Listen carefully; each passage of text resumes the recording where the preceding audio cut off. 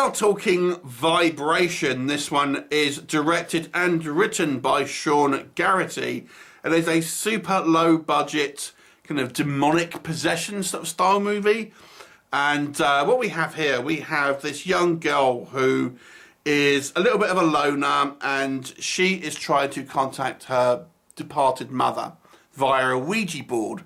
However, she seems to have accidentally summoned this demon which steals her voice. She can't talk.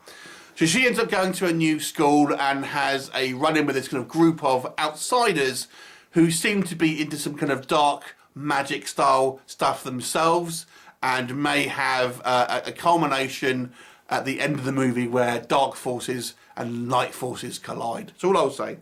Anyway, let's talk about Vibration. Is it good vibrations or not? Let's talk about what works. Obviously a very, very low budget movie.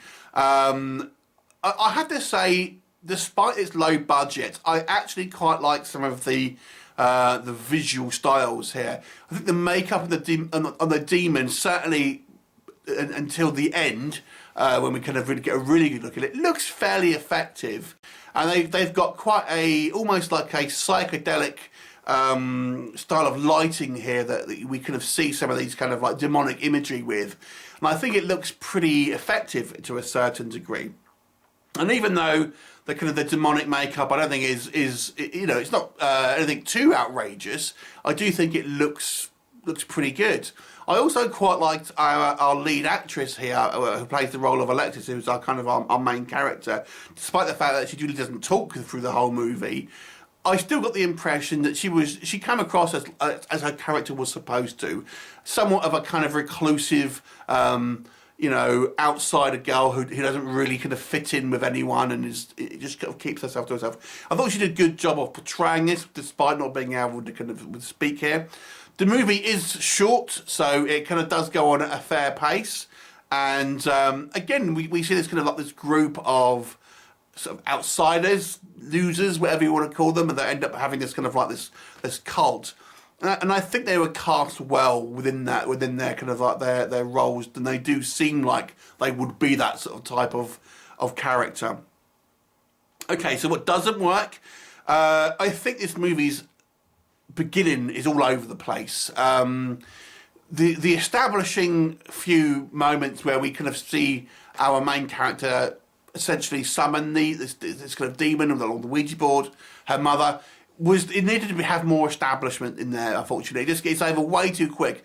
And this movie is a short movie, and normally I would say a lot of films need to be cut down, but I think this movie needed more context in the beginning, because to be quite honest with you, you don't know what the hell's going on, because it really skips past this kind of this area straight away. You know, it just kind of brushes past it, and then we kind of get to the high school where she meets this group of people, and that's where we spend most of the time. But I feel this movie needed to have some more establishing scenes in there, because I really just, I didn't know what was going on within this movie, and you have to kind of just pick up as the film progresses. But it makes it you feel like you've missed something at the beginning of it. The movie is a victim of obviously a very low budget. Some of the effects here look just very kind of cheesy, you know, After Effects kind of lightning and things like this.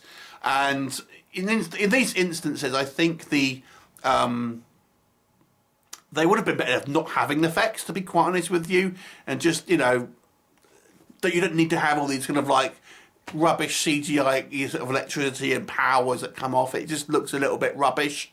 Sometimes less is more, and I think this is the case of this movie. Although I quite like some of the characters and the kind of the way they were cast, some of the acting, as probably expected, is not the best. You know, people look like they're not professional actors, with the exception of, I'd say, our main character, who I think did the best job she could here. I think some of the other kind of actors are a little bit unconfident and really don't seem very sure of themselves when they are sort of saying their lines. They almost look like they were looking for approval and things like that. I think the conclusion of the movie as well is a bit of a hash job. We see our kind of main protagonist's father come into the scene at the last minute, and what happens to him doesn't seem to affect the daughter one iota, which seemed weird considering her whole thing was she wanted to contact her mother. It doesn't make sense in the context of the movie.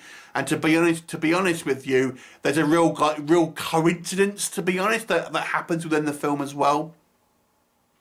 So to be honest, this film, to me, although it had a couple of interesting elements that I feel this may be more of a stepping stone film for the kind of the people involved here, I don't think it really offers a hell of a lot of entertainment value for this particular movie itself. But maybe things that I think maybe the director, if he worked with a different writer, will possibly be the best option here.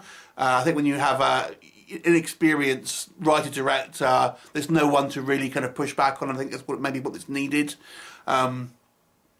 Overall, it's kind of a little bit of a hash, a little bit of a mess of a movie, but still has some elements that I think are worth expanding upon, maybe with the next movie, or you know, the filmmakers involved having a different project and learning from this one.